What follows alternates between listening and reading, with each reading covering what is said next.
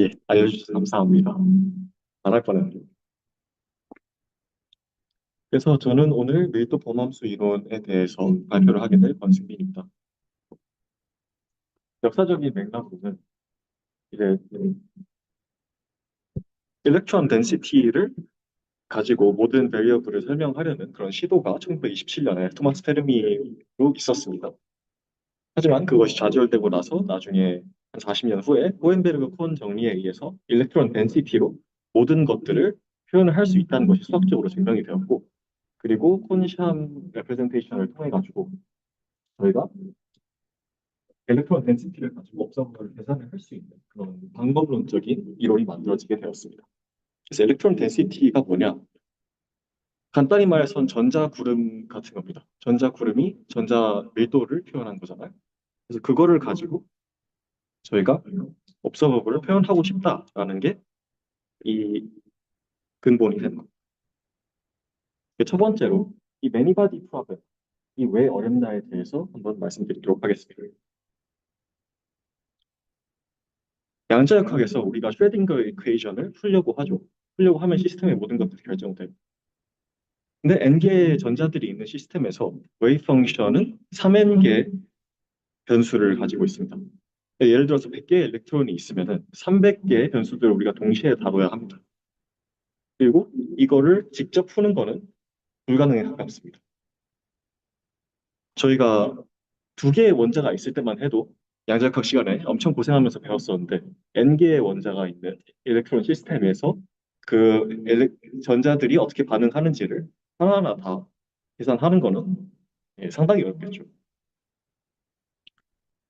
그래서 이 전자 밀도를 가지고 우리가 원하는 것들을 뽑아낼 수 없을까라는 그런 강렬한 열망이 그 density functional theory의 시발점이 되는 겁니다. 그럼 해밀토니안을 한번 살펴보겠습니다. 저희의 매니바디 시스템에서 해밀토니안은 첫 번째 턴, 힐링 에너지 죠 그냥 일렉트론의 운동 에너지 텀입니다. 두 번째 텀은 일렉트론과 그리고 원자 핵 간의 그런 쿨롱 포텐셜이고, 세 번째 텀은 일렉트론 간의 일렉트론 일렉트론 인터랙션, 쿨롱 인터랙션이겠죠. 네 번째 텀은 원자 핵의 키네틱 에너지 텀, 그리고 다섯 번째 텀은 핵과 핵 간의 그런 인터랙션들이 만드는 텀입니다. 근데 네 번째 텀은 너무 작아요. 핵들은 거의 움직이지 않기 때문에 네 번째 텀은 거의 무시를 해도 됩니다. 아, 그리고 다섯 번째 텀은 핵과 핵 간의 인터랙션인데 이거는 저희의 시스템의 원자 구조가 결정되면 자동으로 결정되는 값이죠. 이거는 상수입니다. 네 번째 텀이 무시 가능하다는 거는 다른 말로 하면 born upon approximation으로도 알려져 있죠. 그래서 네 번째 텀과 다섯 번째 텀을 빼고 나면은 이렇게 세 개의 해밀토니안이 남게 되는데, 이제 두 번째 텀을 우리는 external potential이라고 부르고, 이렇게 된다면은 time independent 슈딩거 이퀘이션은 아래와 같게 되겠죠. 근데 첫 번째, 세 번째 텀은 우주 어디를 가든 간에 식이 바뀌지를 않습니다. 이 시스템에서는 운동에너지가 저렇게 표현된다. 다른 시스템에서는 운동에너지가 다르게 표현되지가 않지 않아요. 그래서 시스템마다 다르게 표현되는 건 두 번째 텀은 많이 있습니다. 두 번째 텀에 유니크하게 결정이 되기 때문에 옵저버블도 저런 익스터널 포텐셜에 대해서 유니크하게 결정이 됩니다.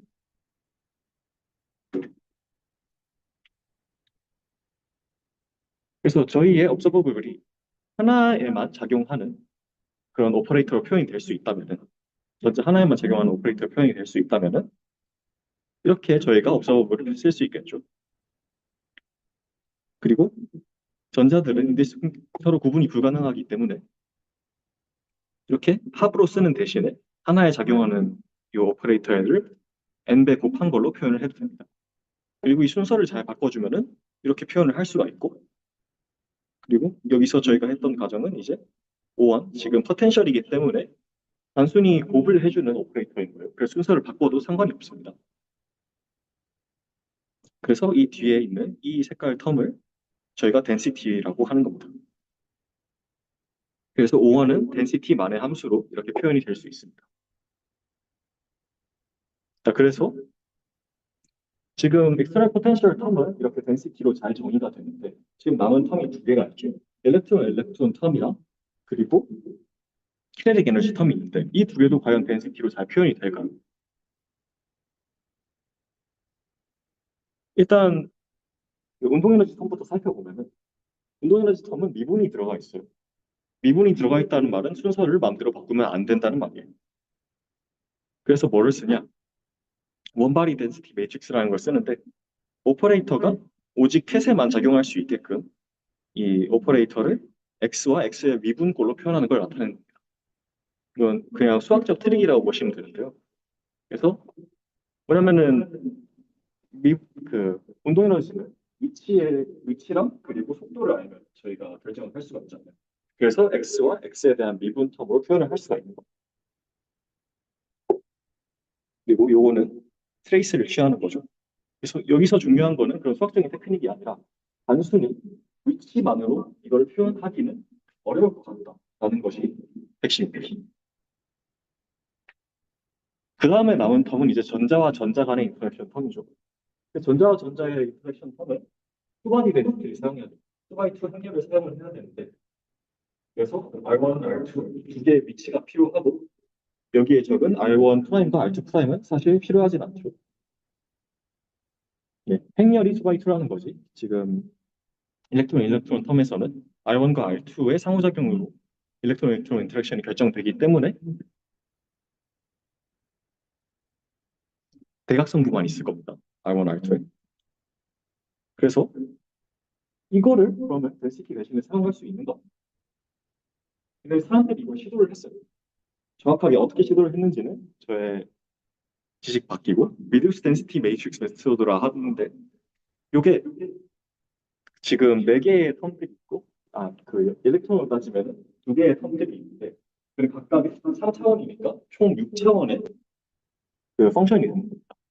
그런데 이게 과연 n 엘렉트론의 그 n개 엘렉트론에서 진짜로 나온 그런 펑셔널인가를 판별할 수 있는 그런 수단이 되게 부족했대요. 지금까지도 제대로 알려져 있지 않다고 하더라고요.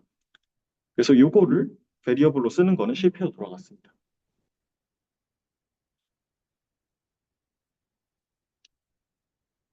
뭐라 그래서 어, 그러면 이제 우리가 저 해밀토니안을 NCT만으로 표현을 하는 게 불가능한 일인가 하면서 사람들이 고민을 많이 했습니다. 그렇게 해서 다음 주제로 넘어가는 코엔베르그 콘 티어럼이 등장하게 됩니다. 월터 콘이랑 그리고 피에르 호엔베르그라는 사람이 아니다, 우리는 모든 것들을 아직 덴시티로 표현을 할 수 있다라는 것을 논문으로 1964년에 발표를 했습니다. 그래서 우리가 모든 observable이 external potential에 유니크하게 결정이 되는지 다른 말로 하면은 external potential이랑 wave function이 1대1 관계인지 1대1 대응인지를 첫 번째로 증명해 보자 할 겁니다. 일단 external potential이 있으면 해밀토니안이 나오기 때문에 우리가 그걸 대각화를 하면 wave function이 나오겠죠. 그래서 최소한 하나의 external potential은 하나의 wave function에 대응이 됩니다.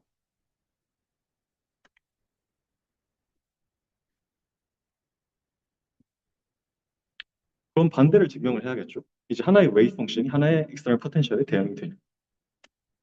그래서 귀류법을 사용을 할 건데 서로 다른 두 개의 external potential이 웨이브 펑션 하나를 공유를 한다고 저희들이 생각을 해볼 겁니다.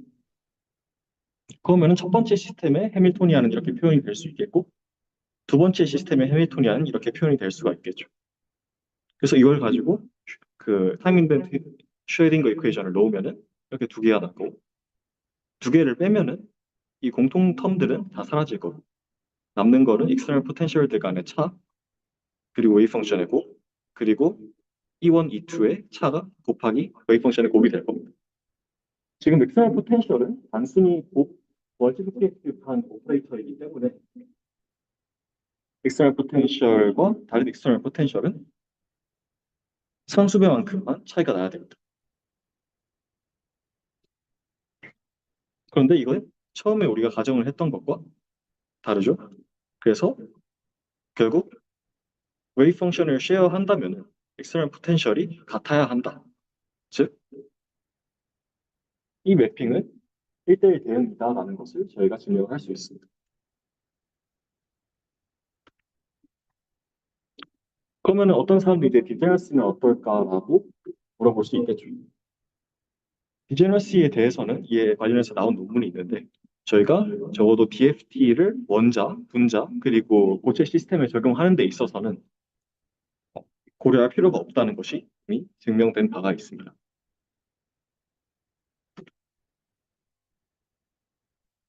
그럼 이제 남은 거는 웨이브 펑션으로부터 일렉트론 덴시티가 1대1로 대응이 된다는 것만 보이면은 우리가 웨이브 펑션, 엑스터널 포텐셜, 그리고 덴시티가 다 1대1 대응이 된다는 것을 저희가 볼 수가 있겠죠.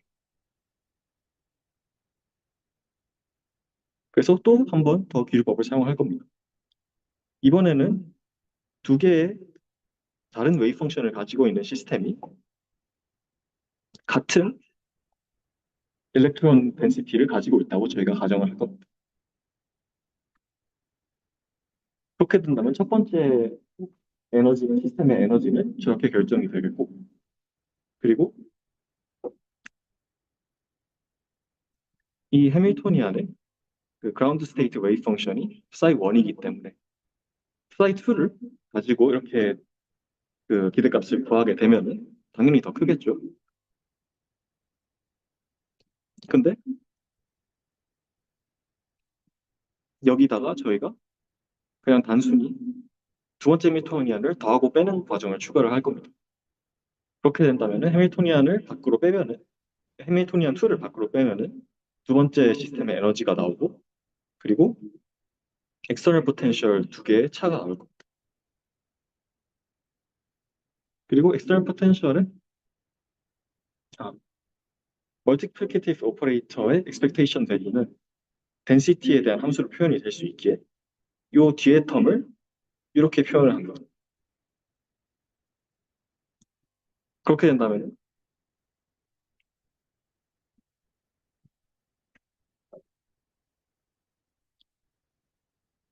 이 2는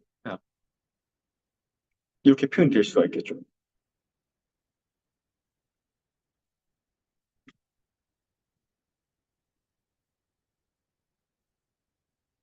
그리고 이 2에 대해서도 저희는 똑같은 짓을 합니다.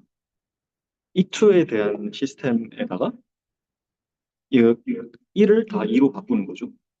2는 1로 바꾸고 그렇게 된다면 마지막에 1과 2를 바꾼 결과만 나오게 될 텐데 결과가 이렇게 됩니다. 근데 저희가 가정을 했던 게 그라운드 스테이트 덴시티가 같다고 저희가 가정을 했기 때문에 두 개의 결과를 저희가 더해보면 그러면은 E1, E2보다 E1, E2의 합이 크다는 이상한 결론이 나오게 됩니다. 그래서 결론이 이상하기 때문에 결국 웨이브 펑션 매핑은 바이젝티브 하다는 것을 저희가 결론 내릴 수 있게 되는 겁니다.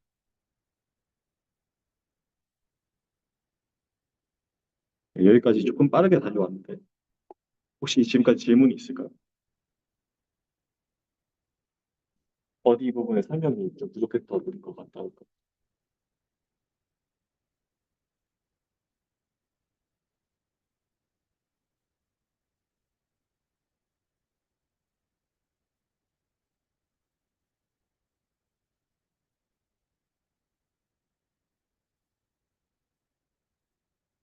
질문이 없다면 다음으로 넘어가도록 하겠습니다. 그래서 저희가 보인 거는 external potential이랑 wave function 그리고 ground state density가 모두 1대1 관계라는 거, 1대1 대응 관계라는 겁니다. 그렇게 된다면 저희가 wave function에다가 단순히 저렇게 해주면 오퍼레이터는 ground state density에 정확하게 대응되는 양임을 저희가 알 수 있습니다. 어떤 observable이 ground state density만으로 표현될 수 있다는 걸 저희가 보인 겁니다.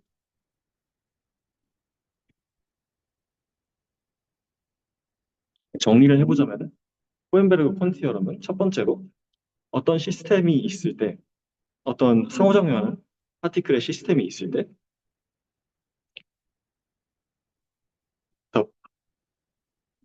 포텐셜은 그라운드 스테이트 파티클 덴시티에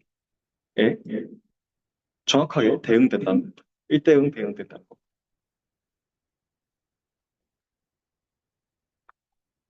그리고 두 번째 시어럼은 어떤 에너지, 그라운드 스테이트 덴시티로 표현되는 에너지가 있을 때 그것의 글로벌 미니멈을 찾게 되면은 그것이 바로 당연히 그라운드 스테이트 에너지가 되는 거고, 그리고 그라운드 스테이트 에너지를 미니마이즈 하는 것이 바로 그라운드 스테이트 덴시티가 된다는 겁니다.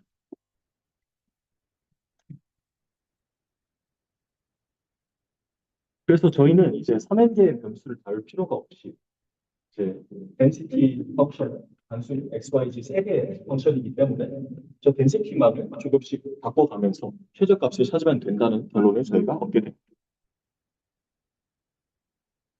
이게 지금 한 개, 3N개의 변수를 3개의 변수로 줄인 일이 되겠죠. 근데 아직 큰 문제가 남았습니다. 저희가 아직 에너지가 density에 대해서 어떻게 표현되는지를 모르고 있습니다. density로 표현이 된다는 건 알겠는데 density로 어떻게 표현이 된다? 이거는 저희가 모른다는 거죠.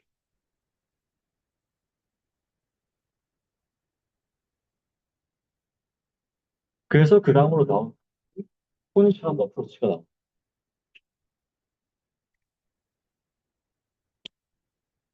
여기서의 아이디어는 일렉트론 인터랙션을 고려하는 게 너무 어려워요.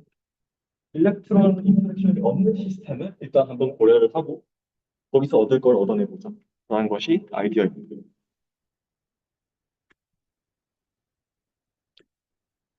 이제 상호작용하지 않는 시스템의 해밀토니안은 일렉트론 인터랙션을 빼버렸기 때문에 해밀토니안이 저렇게 나오게 될 겁니다. 그러면은 호헨베르그 콘 티어럼을 적용하면은 그 그라운드 스테이트 에너지는 이렇게 나올 거고 뒤에 거는 덴시티에 대한 함수로 표현이 될 수 있기 때문에 엑스터널 포텐셜은 이렇게 표현이 되겠죠. 그리고 그라운드 스테이트 덴시티는 단순히 각각의 전자들이 가진 그 확률 밀도의 합입니다. 그다음에 전자들끼리는 전혀 상호작용을 하지 않기 때문에 어떤 고체 시스템이 포텐셜이 주어지면 그것에 대한 하나의 전자가 가지는 확률 밀도를 계산을 하고 그 확률 밀도를 중첩을 하게 됩니다. 저희가 전체 전자들이 가지는 확률 밀도 함수를 저희가 알 수 있겠죠. 그리고 이 확률 밀도 함수에 이 웨이브 펑션이 전자 하나의 웨이브 펑션이 가지는 만족하는 식은 아래와 같은 식이 되겠죠.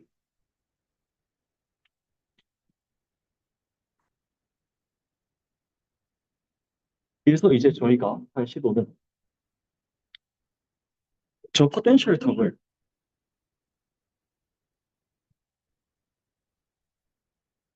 이제 저희가 마음대로 넣어줄 수가 있는데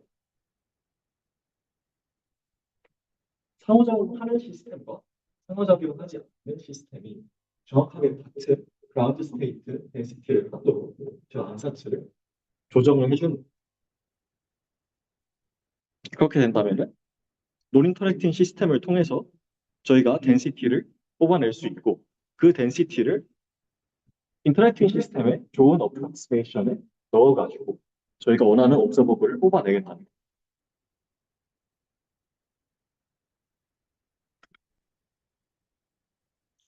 그래서 인터랙팅 시스템의 에너지는 다음과 같이 표현될 수 있는데요. 이거를 다시 쓰면 이제 키네틱 에너지 터 그리고 엑스터널 포텐셜 그리고 일렉트론 인터랙션이 있고 여기다 단순히 TS와 TS를 더하고 빼줍니다. TS는 아까 전에 non interacting 시스템에서의 포텐셜이었죠.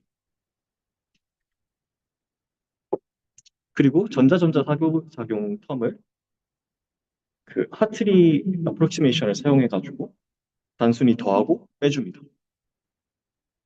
하트리 어프로키메이션이 뭐냐라고 질문을 하실 수 있습니다. 논 인터랙팅 시스템의 논 인터랙팅 시스템의 포텐셜을 단순히 더하고 빼주고 하트리 어프로크시메이션을 한 거를 단순히 더하고 빼준 겁니다. 여기서 하트리 어프로크시메이션은 일렉트론 인터랙션을 그 전자 구름으로 생각을 해가지고 완벽하게 고전적 전자기를 사용해가지고 근사를 하겠다는 겁니다. 퀀텀한 효과를 고려하지 않은 어프로크시메이션인 거죠. 그래서 이 항들을 잘 정리만 해주면 예, 다음과 같이 되는데 이 빨간색 텀 이거를 저희가 EXC라고 할 겁니다. 그럼 이게 도대체 뭘 의미하는 거냐? 이거는 실제 일렉트론 인터랙션에 의한 포텐셜이다. 그리고 실제 일렉트론에 의한 에너지와 그 하트리 근사에 의해 저희가 구한 에너지의 차. 그리고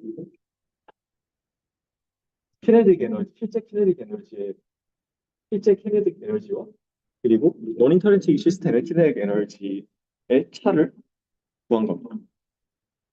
그래서 저희가 알지 못하는 것들을 그냥 다 싹 다 저기다가 모아뒀다고 생각하시면 돼요.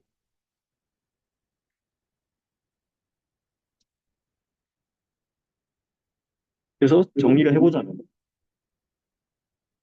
실제 시스템의 에너지를 저희가 아래와 같이 표현을 한 겁니다. 원래는 키네틱 에너지, 엑스터널 포텐셜, 그리고 일렉트론 인터랙션인데 이제는 non interacting kinetic energy, 그리고 external potential, 그리고 저희가 근사한 일렉트론 인터랙션, 그리고 그것 실제와 저희가 만든 모델의 차이 이렇게 바뀌는 거죠.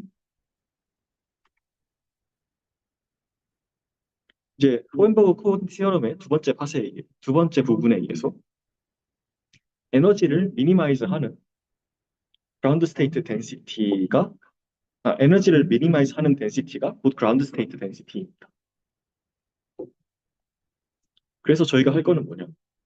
EN을 조금씩 바꿔보면서 가장 낮은 에너지를 구하는 겁니다.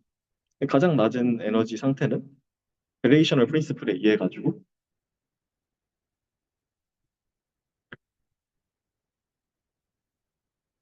다음과 같은 식으로 표현이 될 수 있는데 단순하게 얘기하면은 지금 펑셔널을 미분한 거여 가지고 헷갈리실 수도 있는데 저희가 어떤 함수를 미분할 때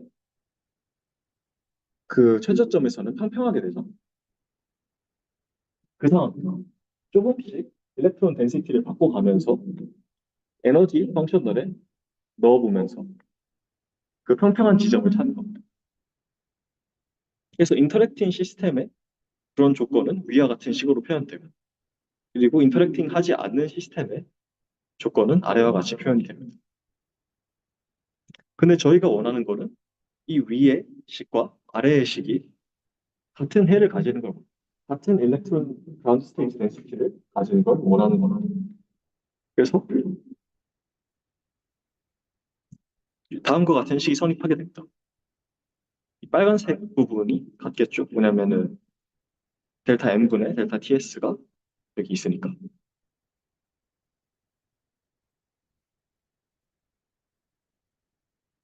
그래서 이거를 식으로 적으면은 다음과 같이 되는데 이것이 바로 external potential 그리고 VX 그리고 VH로 이렇게 표현이 됩니다.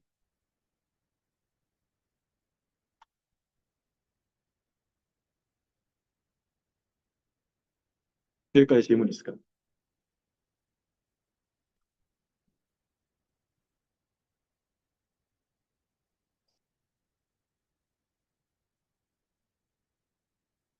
없다면? 그래서 실제로 이게 컴퓨터에서는 어떻게 계산을 하냐? 그거에 대해서 말씀을 드릴 거고요. 첫 번째로 일렉트론 덴시티를 하나 일단 때려 맞춥니다. 안사트를 하나 넣는 건데 보통은 그 각각의 원자들이 가진 그 오비탈들을 그냥 단순히 더한 꼴을 씁니다. 그 다음에 논인터랙팅 시스템에서의 포텐셜을 구합니다. 그리고 해밀토니안을 다이아고널라이즈 하고 그리고 나온 해밀토니안의 그라운드 스테이트 에너지를 가지고 그 낮은 준위부터 다시 전자들을 채워 넣습니다. 그 다음에 그것들이 가지는 그것들이 만드는 힘을 계산을 합니다. 그리고 또 원자들, 그 힘을 바탕으로 원자들을 움직여가지고 새로운 덴시티를 계산해내요. 그러면 이제 이게 얼마나 바뀌었는지를 계산을 해가지고 이게 많이 바뀌었다 하면은 다시 처음으로 돌아가서 같은 과정을 반복합니다. 근데 많이 바뀌지 않았다. 그러면은 서태, 바닥 상태에 가깝다는 뜻이겠죠. 그래서 그거를 저희가 바닥 상태로 근사를 하는 거예요. 그래서 density functional theory의 장점과 단점은 뭘까? 당연히 장점은 3n개, 3n개의 차원을 가진 그런 복잡한 식을 단순히 XYZ 세 개의 펑셔널로 근사를 해냈다는 것이 가장 큰 장점이라 할 수 있겠습니다.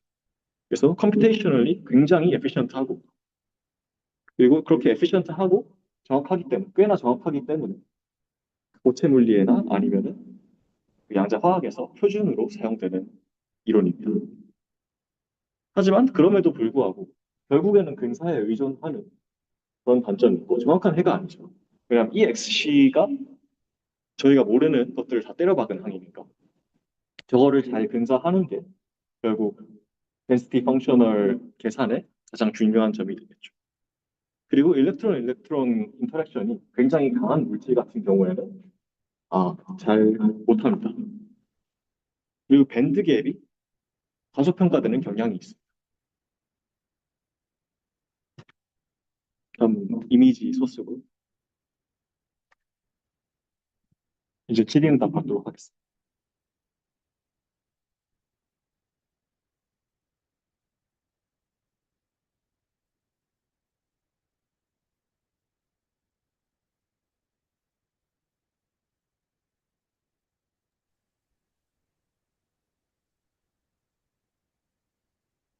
좋은 발표 감사드립니다.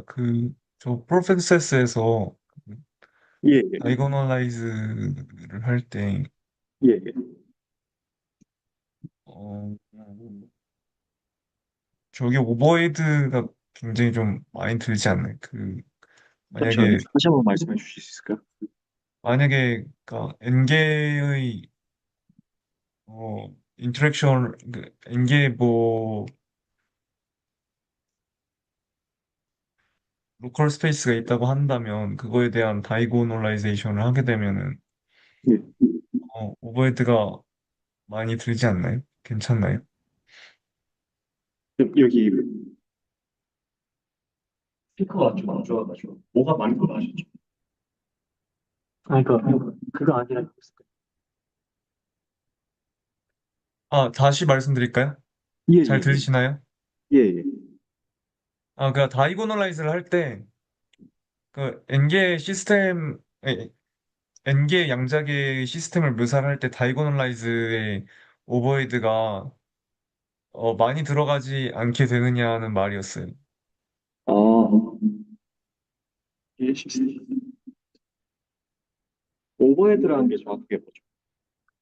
그러니까 계산량이 많아지지 않느냐는 말입니다. 제가 알기로는 몇 천 개까지의 원자들은 문제 없이 해내는 걸로 알고 있습니다. 음, 예, 거기까지밖에 제가 말씀드릴 수 없을 것 같아요. 네, 정확하게 알고리즘을 뜯어보진 않았기 때문에. 예, 근데 뭐 양자화학에서도 이제 DFT 말고도 그 뒤에 예, 되게 다양한 뭐 근사 방법이 있는 걸로 알고 있는데 이거는 일단 좀 DFT에 관한 발표라고 이해를 하면 되는 건가요? 예, 그렇습니다. 그리고 양자화학에서의 많은 근사들을 제가 추측하자면은 이제 결국에는 저 근사들이 저 EXC 항에 들어있는 겁니다. 그 오차들이. 그래서 EXC 항을 저희가 잘 만들 수만 있다면 그것이 곧 이제 근사가 되는 거죠. 그 양자화학에서 말하는 좋은 근사가 되는 것이 아닐까라고 이해를 하고 있습니다. 네, 제가 알기로 저희 연세대에서도 양자화학 하시는 분이 있어가지고, 그때 예. 들었던 발표에 의하면, 음, 잠깐만. 되게 양자화학에서도 어프록시메이션의 단계가 여러 개가 있더라고요. 그래서 뭐, force field semi empirical, DFT, NHF, 그리고 뭐 CCSD, 뭐 그리고 FCI라고 exact 해밀토니안을 계산한 것도 있어가지고, 어, 그런, 네, 그런 이제, 제가 다양한 근사업들에 대해서는 아직 공부를 하고 있는 입장이어가지고 한번 공부를 한 뒤에 다음에 기회가 있으면 또 소개를 해드리도록 하겠습니다. 네, 감사합니다. 네, 감사합니다.